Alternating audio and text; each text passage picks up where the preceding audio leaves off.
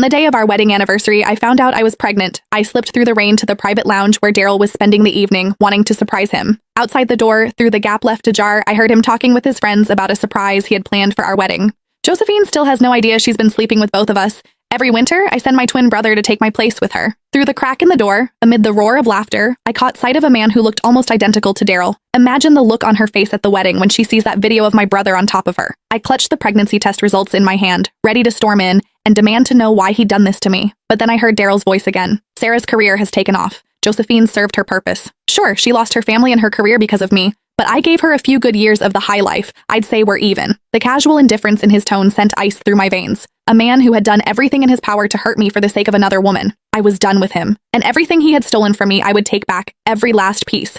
Inside the private lounge, the men kept egging each other on. Come on, Daryl, you've lost 3 rounds of dice in a row. You owe us something juicy. What's this big surprise you've got planned for Josephine at next week's makeup wedding? I stood outside the door, heart brimming with sweetness. 3 years since we'd signed the marriage certificate, and Daryl had been so consumed by work that the wedding kept getting pushed back. Now I was going to bring our baby along and finally make it complete.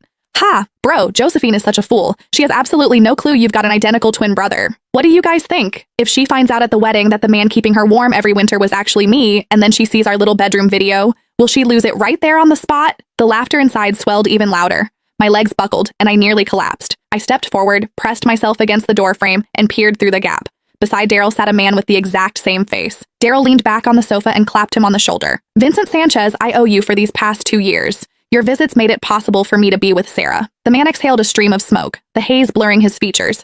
I don't get it, bro. Sarah was your college crush, so why'd you marry Josephine? Even in bed, she's boring as hell. I'm so sick of her. The men who usually greeted me with fawning smiles and called me Mrs. Sanchez were now leering and cracking vulgar jokes. I stood frozen, struck as if by lightning, unable to move, but the fury inside me burned hotter with every second. I drew a deep breath, gripped the door handle, and steeled myself to charge in and confront Daryl.